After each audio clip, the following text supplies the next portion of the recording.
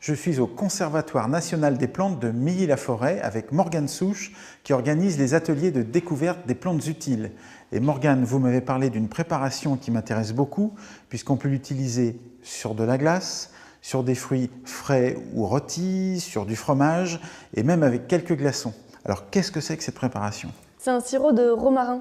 Donc ça se marie très bien avec beaucoup de choses comme les fraises, la pêche, l'abricot, etc. Et comment est-ce qu'on prépare cette merveille? On va prendre des tiges de romarin. Celles qu'on a cueillies tout à l'heure? Celles que l'on a récoltées tout à l'heure, oui. Donc on va d'abord en faire une décoction qu'on va laisser ensuite infuser et après on va faire cuire ça avec du sucre. On va commencer. Alors on va mettre une vingtaine de tiges de romarin dans de l'eau bouillante.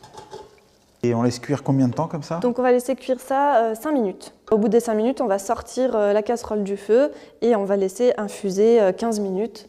Et je suppose si on dit sirop, on dit sucre? Alors le sucre, on le mettra une fois qu'on aura fini l'infusion. On va retirer les tiges de romarin, on va rajouter le sucre et ensuite on va réduire pour obtenir le sirop. Les 5 minutes sont passées, ça a bien cuit.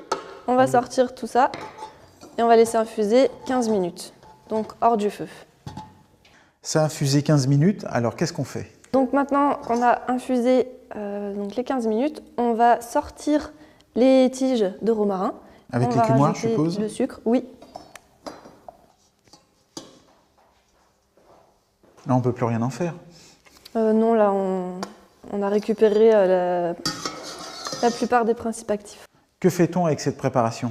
Alors maintenant, on va mettre 500 g de sucre. On va faire cuire l'ensemble jusqu'à obtenir la consistance d'un sirop. Alors, 500 g de sucre.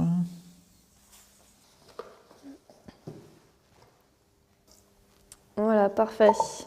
Et voilà, on remet à chauffer. Donc on mélange bien. On va faire réduire, donc on va laisser chauffer en remuant régulièrement. Alors je crois que c'est prêt, hein, ça a bouilli pendant au moins 20 minutes. Qu'est-ce qu'on fait maintenant avec ça?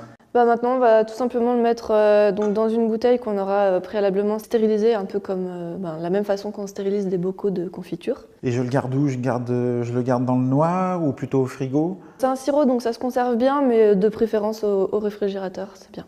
Est-ce qu'on pourrait faire ça avec beaucoup d'autres plantes? Ah oui, avec beaucoup d'autres plantes, toutes les plantes aromatiques. On le met en bouteille? C'est parti.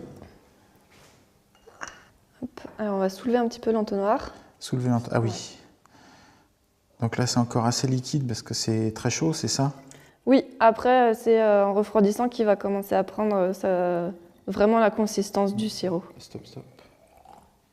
Donc là, on va le laisser refroidir jusqu'à ce qu'il soit à température ambiante et on va pouvoir commencer à le consommer. Ça, c'est parfait parce que j'ai des pêches au jardin et je sais déjà quel dessert je vais pouvoir manger ce soir.